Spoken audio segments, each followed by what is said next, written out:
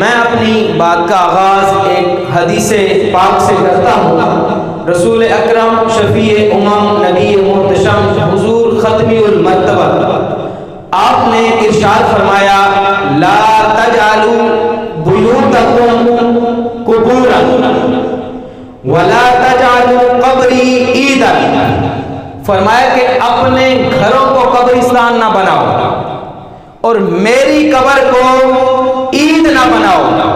وَصَلُّوا عَلَيَّ فَإِنَّ صَلَاتَكُمْ تَبْلُغُنِي حَيْثُ كُنْتُمْ، اور فرمایا کہ تم مجھ پر درود پڑھو اور میں جہاں بھی ہوں تمہارا درود مجھ تک پہنچتا ہے، اور میں جہاں بھی ہوں تمہارا درود مجھ تک پہنچتا ہے۔ مفتی احمد یار خان نعیمی رحمۃ اللہ علیہ آپ اس حدیث کی شرح فرماتے ہوئے لکھتے ہیں، آپ فرماتے ہیں کہ اس کا کیا مطلب ہے کہ اپنے گھروں کو قبرستان نہ بناؤ؟ فرمایا اس کا مطلب یہ ہے کہ اپنے گھروں کو اللہ کے ذکر سے خالی نہ کرو، اپنے گھروں میں ذکر اللہ کرو، فرض نماز مسجد میں ادا کرو، گھروں میں نوافل جا کے پڑھو، یعنی اپنے گھروں میں بھی تم نے ذکر کرنا ہے، اپنے گھروں کو قبرستان نہیں بنانا۔ اور فرمایا کہ اس کا دوسرا حصہ ہے کہ میری قبر کو عید نہ بناؤ، اس کا کیا مطلب ہے؟ فرمایا اس کا مطلب یہ ہے کہ جس طرح سال میں 2 مرتبہ تم عید گاہ جاتے ہو، فرمایا کہ میرے روزہ کے ساتھ ایسا نہیں کرنا، اس پر کثرت کے حاضریاں دینی ہے، اس پر بکثرت تم نے حاضر ہونا ہے، میرے روزے کے ساتھ وہ سال والا معاملہ نہیں کرنا۔ جس طرح تم سال میں 2 مرتبہ عید گاہ جاتے ہو، میرے روزے پر ایسے نہیں کرنا، میرے روزے پر تم نے بکثرت آنا ہے۔ اور فرمایا کہ دوسری بات، میرے روزے کو عید نہ بناؤ، اس کا یہ مطلب ہے کہ جس طرح تم میلوں میں جاتے ہو، ڈھول ڈھمکا کرتے ہو، بے ادبی کے ساتھ جاتے ہو، فرمایا کہ میرے روزے پر اس طرح بے ادبی کرتے ہوئے حاضر نہیں ہونا، میرے روزے پر جب آنا ہے با ادب ہو کر آنا ہے۔ میں عرض کر رہا تھا کہ میں نے قرآن پاک کی جو تلاوت کی، یا ایھا الذین آمنوا اتقوا اللہ وکونوا مع الصادقین، اے وہ لوگوں جو ایمان لائے اللہ سے ڈرو اور سچوں کے ساتھ ہو جاؤ۔ بہت عرصہ پاک و ہند جو ہے یہ اولیاء کا مرکز رہا ہے، اور بہت سارے اولیاء کرام ہند میں تشریف لے گئے، اور جنہوں نے اللہ کی وحدانیت اور میرے مصطفیٰ کریم صلی اللہ علیہ وآلہ وسلم کی رسالت لوگوں کو بتا کر لوگوں کو اسلام کے دائرے میں داخل کر دیا۔ وہ بہت سارے بزرگ ہیں، آج ان میں سے ایک شخصیت جس کا ہم نے تذکرہ کرنا ہے وہ ہے تاج الاولیاء، سید الاصفیاء، سلطان الہند، خواجہ غریب نواز خواجہ معین الدین چشتی سنجری اجمیری رحمۃ اللہ علیہ۔ آپ کا وصال مبارک اسی مہینے کے 6 رجب المرجب کو ہوا۔ آپ حسنی اور حسینی سید ہیں، نجیب الطرفین سید ہیں، ماں کی طرف سے بھی آپ کو نسبت حاصل ہے، باپ کی طرف سے بھی آپ کو نسبت حاصل ہے۔ ماں متقیہ پرہیزگار اور والد بھی با کرامت شخصیت تھے آپ کے۔ اور جو میں نے آیت کریمہ پڑھی، اللہ کریم نے ارشاد فرمایا اے وہ لوگوں جو ایمان لائے اللہ سے ڈرو اور سچوں کے ساتھ ہو جاؤ۔ اب ولایت کا جو مرتبہ ہوتا ہے، علماء کرام نے کس حد تک بندہ اگر اللہ سے ڈرے تو ولایت کے مقام کو پہنچ جاتا ہے، اس کو ولایت مل جاتی ہے۔ علماء کرام نے اس کے 3 درجات لکھے ہیں۔ فرمایا کہ پہلا درجہ اس کا یہ ہے کہ ترک الکفر و شرک، فرمایا پہلا درجہ اس کا ہے ترک الکفر و شرک، یعنی کفر اور شرک کو چھوڑ دینا۔ اس کا کیا مطلب ہے؟ فرمایا اس کا مطلب یہ ہے کہ اللہ پاک کی ذات کسی کو شریک نہیں کرنا، وہی خالق اور مالک حقیقی ہے، اس کے علاوہ کوئی معبود نہیں، وہی واجب الوجود اور مستقل بالذات ہے، وہی معبود ہے، وہی رب ہے، اس کے علاوہ کوئی خدا نہیں ہے۔ फरमाया कि पहला दर्जा यह है कि तर्कुल कुफ्र व शिर्क, कुफ्र और शिर्क को छोड़ देना। और फरमाया कि दूसरा दर्जा यह है कि तर्कुस सय्यिआत, सय्यिआत को छोड़ देना। अब सय्यिआत का क्या मतलब है? फरमाया कि बुराइयों को छोड़ देना, बुरे कामों को छोड़ देना। जब अल्लाह और उसके रसूल को कलमा इस्लाम पढ़ के तुमने तस्लीम कर लिया, मान लिया, अब तुम्हें चाहिए कि उनकी नाफरमानी ना करो बल्कि उनकी फर्मा बरदारी करो। जब बंदा ये सफर तय करता है तो समझ लें कि वो विलायत के तरफ चल पड़ता है। और फिर तीसरा बताया कि तर्कुल मुतशाबिहात, के मुतशाबिहात को बंदा छोड़ दे। अब इसका क्या मतलब है? फरमाया इसका मतलब ये है कि जो शुबे वाली चीजें हैं, जो शक वाली चीजें हैं, उनको भी छोड़ दो। अब ये शक वाली चीजें क्या है, मैं आपको एक मिसाल से समझा देता हूं। इमाम आजम अबू हनीफा रहमतुल्लाह अलैह, आपके दौर में एक बंदे की बकरी गुम हो गई। अब वो बंदा आपके पास तशरीफ ले आया। अब आपको आकर उसने इल्तिजा की, हुजूर दुआ फरमा दें, मेरी एक बकरी गुम हो गई है। आपने उसके लिए दुआ फरमाई, दुआ हो गई, वो बंदा चला गया। अब बंदा जब चला गया, आपने उस वक्त के जो माहिर कसाई थे, आपने उनको दरियाफ्त फरमा लिया। भाई जो माहिर कसाई हैं इस वक्त, इस दौर में, उनको बुला कर लाओ। माहिर कसाई जो थे वो तशरीफ ले आए। आपने उनसे फरमाया कि भाई एक बकरी है, उसकी शक्ल सूरत ये है, उसकी हैयत ये है, बताओ वो बकरी कितने अरसे तक जिंदा रह सकती है?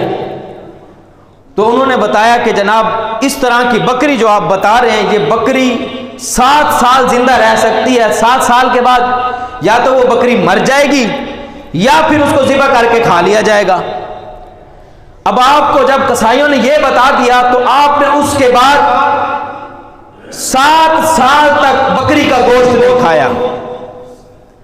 7 साल गुजर गए, बकरी का गोश्त नहीं खाया।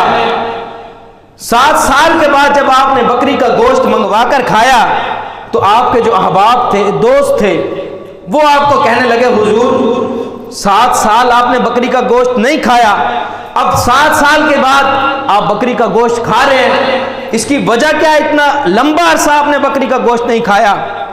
आपने फरमाया शायद कि तुम्हें वो बात याद हो, एक बंदा मेरे पास आया था दुआ के लिए, उसने कहा था मेरी बकरी गुम हो गई है, आप दुआ फरमा दें। फरमाया तुमने तो बात यहाँ तक सुनी, दुआ तक सुनी, लेकिन मैंने ये बात आगे तक सोची। कहा हुजूर कैसे? फरमाया मैंने ये बात आगे तक ऐसे सोची कि ये बकरी जो 7 साल तक जिंदा रहेगी, कहीं ये बिकती बिकाती यहाँ कहीं करीब किसी कसाई के पास आ जाए और फिर वो कसाई उस बकरी को ज़िबा कर दे और फिर मैं ना जानते हुए ना पहचानते हुए उस कसाई से गोश्त मंगवा लूं और वही चोरी वाली बकरी मेरे गोश्त में आ जाए। कहा कि अगर मैंने उसका गोश्त खा लिया, कल बरोज़े क़ियामत अगर अल्लाह के सामने मैं हाजिर हुआ और रब ने मुझसे पूछ लिया अबू हनीफा जब तेरे जमाने में बकरियां चोरी हुआ करती थी, उस दौर में तू बकरियों का गोश्त खाया करता था, कहा कि मैं अल्लाह की बारगाह में क्या जवाब दूंगा, मैं अल्लाह की बारगाह में उस वक्त क्या जवाब दूंगा। यह था शुबे वाली चीज, शक वाली चीज। जब बंदा इस तर्कुल मुतशाबिहात, शक वाली चीजों को छोड़ देता है तो फिर वो वक्त का अबू हनीफा बन जाता है, वो इमाम आजम बन जाता है, फिर वो बंदा ताजुल औलिया बन जाता है, फिर वो बंदा फरीदुद्दीन गंज शकर मसऊद बन जाता है, फिर वो बंदा दाता अली हजवेरी बन जाता है, फिर वो बंदा ख्वाजा मोइनुद्दीन चिश्ती अजमेरी बन जाता है। तो ये थी तर्कुल मुतशाबिहात। जब बंदा इन चीजों को छोड़ देता है तो अल्लाह विलायत का लिबास उस बंदे को पहना देता है। हजरत ख्वाजा मोइनुद्दीन चिश्ती अजमेरी रहमतुल्लाह अलैह जब आप 15 साल के थे तो आपके वालिद गिरामी की वफात हो गई। यहां पे मैं आपको ये एक बात बताता चलूं, जिनके वालिदैन मुत्तकी और परहेजगार होते हैं तो उनके बेटे गरीब नवाज जैसे होते हैं। आपने शायद ये खबर सुनी हो, ये खबर न्यूज़ पे भी आई थी, सोशल मीडिया पे भी आती रही थी। कराची की एक लड़की जो टिकटॉक बनाती थी, وہ مر گئی، 3 دن تک کسی بندے نے اس کا جنازہ نہیں پڑھا، 3 دن تک۔ اور حالت کیا تھی، حقیقت کیا تھی؟ اس کے 6 لاکھ فالوور تھے، اور وہ کہتی یہ تھی کہ جب بھی میں کوئی ویڈیو نیٹ پہ ڈالتی ہوں تو 15 منٹ کے اندر 2 لاکھ بندے میری ویڈیو دیکھ لیتے ہیں۔ 6 لاکھ فالوور ہے اور 2 لاکھ بندے 15 منٹ کے اندر اس کی ویڈیو کو دیکھ لیتے ہیں، یہ اس کی حقیقت تھی۔ لیکن جب مر گئی 3 دن تک کسی نے اس کا جنازہ نہیں پڑھا۔ کیوں؟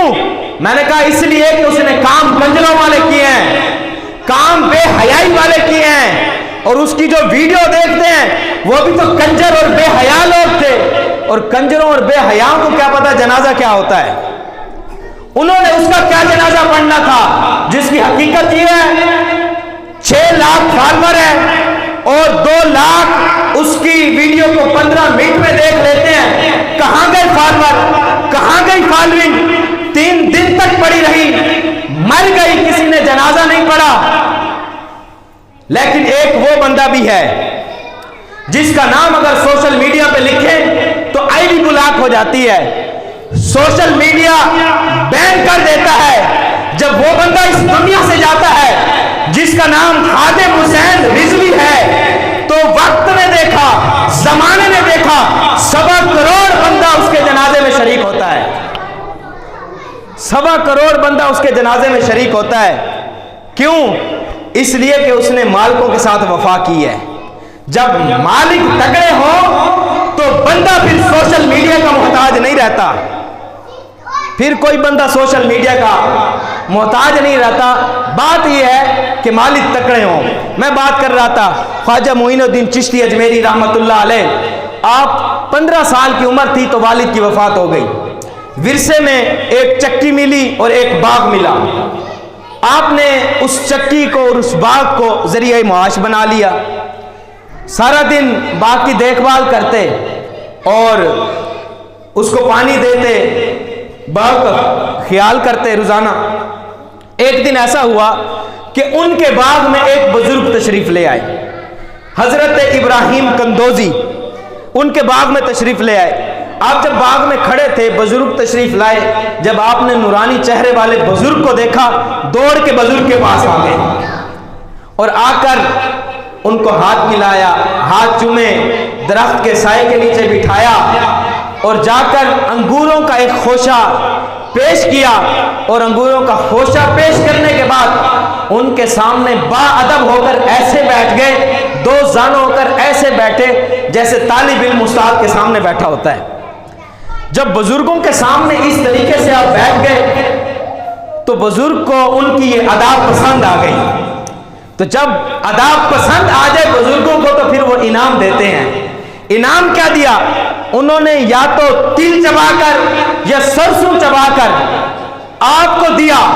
جب آپ نے وہ سرسوں یا تل اپنے منہ میں ڈالا، جب وہ حلق سے نیچے اترے تو دل کی کیفیت بدل گئی، دل کی کیفیت بدل گئی۔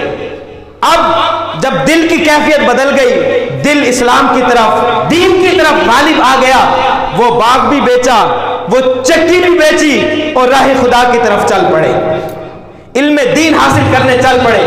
اور پھر آپ کو مرشد ملے، وہ با کمال مرشد خواجہ عثمان ہرونی، وہ آپ کو ملے۔ جب خواجہ معین الدین چشتی اجمیری کو آپ نے دیکھا، آپ کے پیر نے، تو آپ کے چہرے پہ مسکراہٹ آ گئی۔ فرمایا کہ اسی شہباز کی تو مجھے تلاش تھی، اسی شہباز کی تو مجھے تلاش تھی۔ آپ نے مرید فرمایا، مرید کرنے کے بعد آپ نے فرمایا کہ معین الدین وضو کرو، وضو کر لیا۔ فرمایا کہ 2 نفل پڑھو، 2 نفل پڑھ لیے۔ فرمایا کہ بیٹھ کر 1000 مرتبہ سورۃ اخلاص کی تلاوت کرو۔ جب یہ سب کر لیا، آپ نے فرمایا جاؤ اب ساری رات مجاہدہ کرو، پھر صبح آنا ہے۔ جب ساری رات مجاہدہ کیا اور صبح تشریف لائے، مرشد کے سامنے بیٹھے، مرشد نے فرمایا معین الدین ذرا زمین کی طرف دیکھ، کیا نظر آتا ہے؟ کہتے ہیں جب زمین کی طرف دیکھا تو تحت الثری مجھے ہر چیز نظر آ گئی. اور پھر فرمایا کہ معین الدین آسمان کی طرف دیکھ. جب آسمان کی طرف دیکھا پوچھا کہ بتاؤ اب کیا نظر آیا؟ کہا کہ حضور اللہ کا عرش نظر آ رہا ہے. اب جب یہ ہو گیا آپ نے فرمایا نہیں ابھی تیری منزل طے نہیں ہوئی, ابھی سفر باقی ہے. فرمایا پھر وضو کر, پھر 2 رکعت نفل پڑھ, اور پھر 1000 مرتبہ سورۃ اخلاص کی تلاوت کر, پھر ساری رات جا کے مجاہدہ کر, پھر صبح آنا. جب پھر سب کچھ یہ کیا, پھر صبح کو آئے, پھر مرشد پاک نے فرمایا معین الدین اب ذرا اپنی نظریں اٹھا کر آسمان کی طرف دیکھ کیا نظر آتا ہے. اب جب نظریں اٹھا کر آسمان کی طرف دیکھا کہا کہ حضور اب تو حجابات عظمت کے پردے بھی مجھے نظر آ رہے ہیں, اب تو حجابات عظمت بھی مجھے نظر آ رہے ہیں. فرمایا کہ نہیں ابھی بھی سفر باقی ہے. فرمایا ایک دفعہ یہ کام پھر کر اور پھر میرے پاس آنا. جب تیسری مرتبہ 2 نفل پڑھنے کے بعد 1000 مرتبہ سورۃ اخلاص پڑھنے کے بعد ساری رات مجاہدہ کرنے کے بعد آپ تشریف لائے تو مرشد کریم نے ایسے 2 انگلیاں کی, کہا معین الدین اب ان انگلیوں کی طرف دیکھ اور دیکھ کر بتا کیا نظر آتا ہے. جب معین الدین نے ان انگلیوں کی طرف دیکھا اور کہا حضور جو اوپر دیکھنے سے نظر آتا تھا, جو نیچے دیکھنے سے نظر آتا تھا, اب وہ سب کچھ ان 2 انگلیوں میں نظر آنے لگ گیا ہے. اب وہ سارا کچھ ان 2 انگلیوں میں نظر آنے لگ گیا ہے. تو جب مالک تگڑے ہوں اب شاید ذہن میں خیال آ جائے یہ کیسے ہو سکتا ہے, کیسے نظر آ سکتا ہے. تو یہ بڑی بات نہیں ہے. مولانا روم نے مثنوی شریف میں لکھا ہے ایک مرتبہ آقا کریم صلی اللہ علیہ وآلہ وسلم آپ تشریف لائے تو جس طرح کوئی بندہ سامنے آئے تو ہم کہتے ہیں نا یار جلدی جلدی آ جا. تو سید عائشہ صدیقہ رضی اللہ تعالی عنہ آپ نے میرے نبی کریم صلی اللہ علیہ وسلم کو دیکھا تو کہنے لگی حضور جلدی جلدی اندر تشریف لیں, اشارے کیے. تو حضور جب تشریف لائے تو سید عائشہ صدیقہ رضی اللہ تعالی عنہ آپ کے امامے پر ہاتھ لگانے لگی. جس طرح کوئی بارش ہو رہی ہو تو بندہ چیک کرتا ہے کپڑے گیلے, تو آپ امامے کو چیک کرنے لگی, کپڑوں پہ ہاتھ لگانے لگی, پاؤں کی طرف دیکھنے لگی. بھئی کوئی امامے پر بھی پانی نہیں ہے, کپڑے پر بھی پانی نہیں لگا, پاؤں میں جب بارش ہوتی ہے تو گارا لگ جاتا ہے, پاؤں بھی گیلے نہیں ہیں. تو جب یہ سب کرنے لگی میرے نبی سمجھ گئے کہ بات کچھ اور ہے. جب بات سمجھ گئے میرے آقا نے فرمایا عائشہ یہ کیا بات ہے, کیا مسئلہ ہے, آپ ایسا کیوں کر رہی ہیں؟ کبھی امامے کو ہاتھ لگاتی ہیں, کبھی کپڑوں کو لگاتی ہیں, یہ کیا بات ہے, کبھی پاؤں کی طرف دیکھتی ہیں. کہا یا رسول اللہ بات یہ ہے آپ آ رہے ہیں, میں دیکھتی ہوں بارش ہو رہی ہے صرف آپ پر ہو رہی ہے, گھر کے ادھر بھی نہیں ہے, ادھر بھی نہیں ہے, باہر بھی نہیں ہے, صرف آپ پر بارش ہو رہی ہے. لیکن جب میں ہاتھ لگاتی ہوں نہ امامے پہ بارش کے اثر ہے, نہ کپڑوں پہ بارش کا اثر ہے, نہ آپ کے پاؤں پہ کوئی پانی کا اثر ہے. یا رسول اللہ بات کیا ہے؟ میرے آقا نے فرمایا عائشہ بات کچھ اور ہے. یہ جو تو نے چادر پہنی ہوئی ہے نا, یہ جو چادر پہنی ہوئی ہے کل جب مجھ پر وحی نازل ہوئی تھی, یہ چادر میں نے پہنی ہوئی تھی, اس چادر پر وحی کی تجلیات پڑی ہوئی ہے. میں آ رہا ہوں, مجھ پر اللہ کی رحمت برس رہی ہے, اس چادر اوڑھنے کی وجہ سے تجھے وہ رحمت بارش کی صورت میں نظر آ رہی ہے. تیری آنکھوں میں وہ برکت آ گئی ہے کہ وہ رحمت جو مجھ پر نازل ہو رہی ہے تجھے بارش کی صورت میں نظر آ رہی ہے. یہاں پر ایک بات کروں گا, وہ بات یہ ہے کہ جس پر میرے مصطفیٰ کی چادر آ جائے اس کی نگاہوں کا یہ کمال ہے, تو میرے مصطفیٰ کی نگاہوں کا کیا کمال ہوگا, تو میرے مصطفیٰ کی نگاہوں کا کیا کمال ہوگا. تو معین الدین چشتی اجمیری رحمت اللہ علیہ آپ کو یہ مقام ملا, اور پھر اسی لیے تو آپ کے مریدین کہتے ہیں ہر سال آپ حج کرتے تھے, مرید ہو کر آتے حج سے اور آ کر یہی کہتے حضور ہم نے آپ کو وہاں حج کرتے ہوئے دیکھا, جب اجمیر آتے تو یہاں بھی آپ کو دیکھتے ہیں. اور پھر یہاں تک کہ غریب آپ کے پاس آیا اور اس نے آ کر کہا کہ حضور میں غریب ہوں اور میری 2 آنکھیں ہیں, اور ان آنکھوں کی قیمت تب ادا ہوگی جب میں مدینہ دیکھ لوں گا, لیکن میں جا نہیں سکتا, زیادہ راہ نہیں ہے, سفر کا خرچ نہیں ہے میرے پاس, آپ کرم فرما دیں. آپ نے فرمایا اچھا بس یہی خواہش ہے, یہ تو کوئی بات ہی نہیں. جب مقام مل جاتا ہے اولیاء اللہ کو تو پھر ان کے لیے دور و نزدیک کچھ نہیں ہوتا. فرمایا کہ یہ تو کوئی بات ہی نہیں. کہا کہ آؤ میرے پاؤں پر اپنا پاؤں رکھو, اب جب اس بندے نے, مرید نے آپ کے پاؤں پر اپنا پاؤں رکھا تو آپ نے فرمایا آنکھیں بند کر, اب بتا تو کہاں ہے. اس نے آنکھیں بند کر کے کہا حضور میں تو کعبے کے اندر پہنچ چکا ہوں, حضور میں تو کعبے کے اندر پہنچ چکا ہوں. تو یہ اللہ کے, آپ کا ایک نام ہے معین الدین, آپ کو غریب نواز بھی کہتے ہیں. معین الدین اس لیے کہتے ہیں آپ نے دین کی مدد کی, 90 لاکھ لوگوں کو کلمہ اسلام آپ نے پڑھایا. اور غریب نواز کے آپ کے بہت سارے واقعے. بچپن میں جا رہے تھے, ایک غریب بچے کو دیکھا کپڑے پھٹے پرانے ہیں تو فوراً گھر گئے, اس بچے کو نئے کپڑے پہنا دیے. لیکن میں نے جو آپ کی غریب نوازی کا واقعہ جو سب سے زیادہ مجھے لگا کہ یہ غریب نوازی اسی وجہ سے آپ کو یہ لقب ملا ہوگا, وہ میں آپ کے سامنے پر لطف واقعہ پیش کر دیتا ہوں. حضرت خواجہ غریب نواز آپ کے مرشد پاک ہیں خواجہ عثمان ہارونی, اور ان کے مرشد پاک ہیں خواجہ شریف رحمت اللہ علیہ.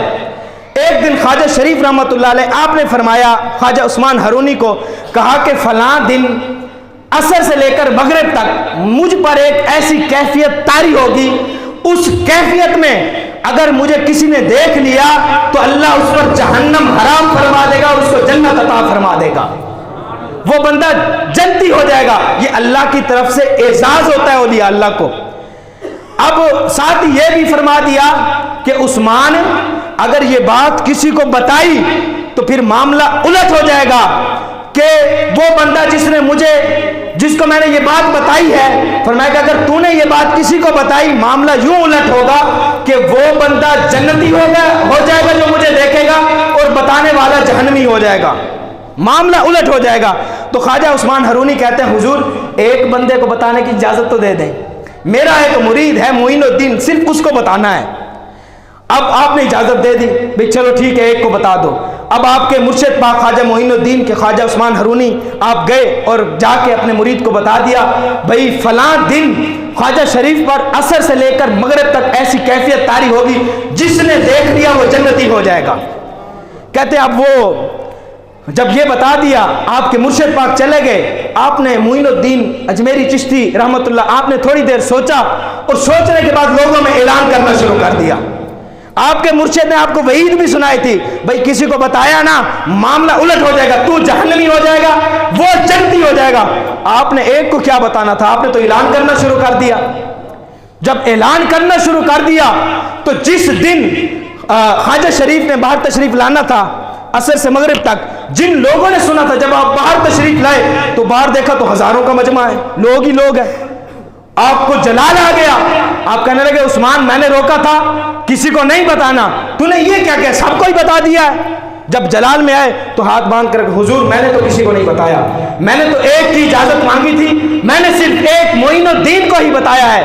کہا کہ پھر معین الدین کا یہ کام ہے, بلاؤ معین الدین کو. جب معین الدین آپ تشریف لائے تو آپ کہنے لگے بھائی تو نے بتایا؟ کہا جی ہاں میں نے بتایا. آپ فرمانے لگے تجھے بتایا نہیں تھا, یہ وعید نہیں بتائی تھی, کسی کو بتایا تو معاملہ الٹ ہو جائے گا, تو جہنمی ہو جائے گا, وہ جنتی ہو جائے گا. اب سنو یہ غریب نواز کس لیے ہیں. کہا کہ حضور اگر ایک معین الدین کے جہنمی ہونے کی وجہ سے میرے مصطفیٰ کے ہزاروں امتی جو آج یہاں آئے ہیں یہ جنتی ہو جائیں گے, تو معین الدین کے جہنم جانے کا سودا کوئی خسارے کا سودا نہیں ہے. معین الدین کے جہنم جانے کا سودا یہ کوئی خسارے کا سودا نہیں ہے. تو خواجہ شریف خواجہ عثمان ہارونی آپ کے دادا مرشد ہو گئے خواجہ معین الدین کے, فرمانے لگے تو معین الدین ہے, تو غریب نواز ہے. تو یہ اولیاء اللہ کے اندر صفات ہوتی ہیں. اور دعا کیسی ہوتی تھی اولیاء اللہ کی, دعا کیسے کرتے تھے, ہاتھ اٹھاتے اور دعا یہ کرتے, یا اللہ مجھے جہنم میں ڈال دے. کس لیے جہنم نہیں مانگنی چاہیے, لیکن اولیاء اللہ کس لیے مانگتے, یا اللہ مجھے جہنم میں ڈال دے اور پھر میرے جسم کو اتنا موٹا کر دے, اتنا موٹا کر دے کہ میرے جسم سے پوری جہنم بھر جائے اور میرے مصطفیٰ کا کوئی امتی جہنم میں نہ جائے. تو یہ اولیاء اللہ کا طریقہ ہوتا تھا. اللہ کریم سے دعا ہے اللہ تعالی ہمیں ان بزرگان دین کی سیرت پر عمل کرنے کی توفیق عطا فرمائے. وما علینا الا البلاغ المبین.